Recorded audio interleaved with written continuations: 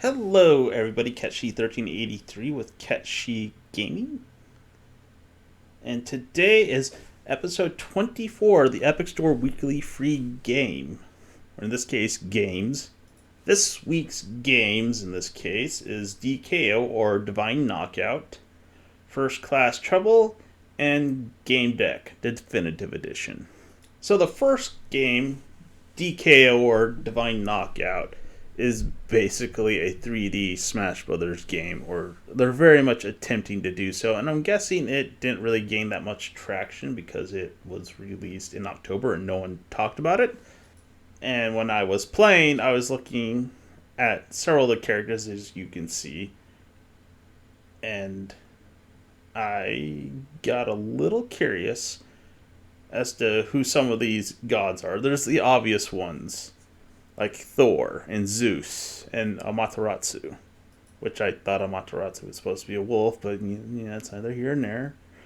I guess I don't know enough about it to know if they took on a humanoid form. Maybe, I don't know.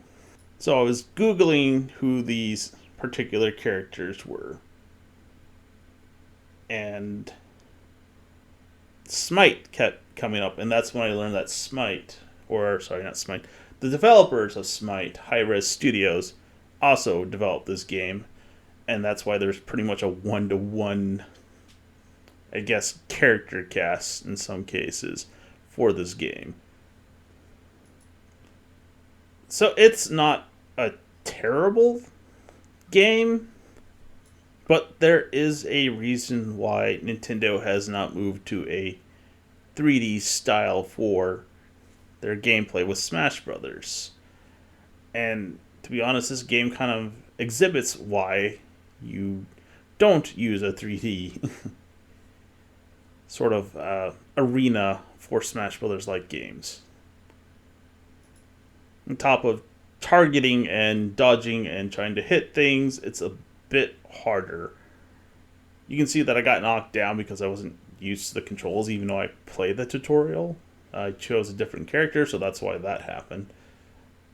But the other thing is they chose Arthur, which technically, I guess, yes, is mythology, but feels out of place when you're choosing god-like figures for the game. Anyways, I digress. There's plenty of special moves, just like in Smash Brothers, where you hit certain buttons to do certain actions. Nothing new. Unlike Smash Brothers, there's no like smash attacks or other special attacks that you can constantly use one after the other. There's a cooldown for all of them. It didn't really capture my attention. I didn't really feel like playing it past the first match that I tried against an AI. If you want to give it a try, it's free on the Epic Store right now until next week, Thursday at 10 a.m. Central Time.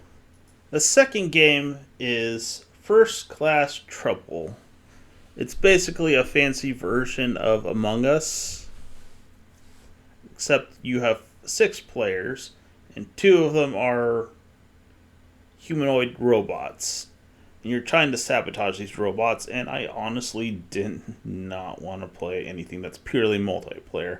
I despise games that are purely multiplayer. So when I found that out, I just looked around for a little bit to see what the game was about, and saw that there was a transaction store, microtransaction store, and that's when I lost interest completely. They're assuming their game is going to be popular, so they put in a cosmetic store into the game. And that's as far as I got with this one. If you want to give it a try, it's free. The last game I found the most engaging and intriguing, which is Gamecec Definitive Edition.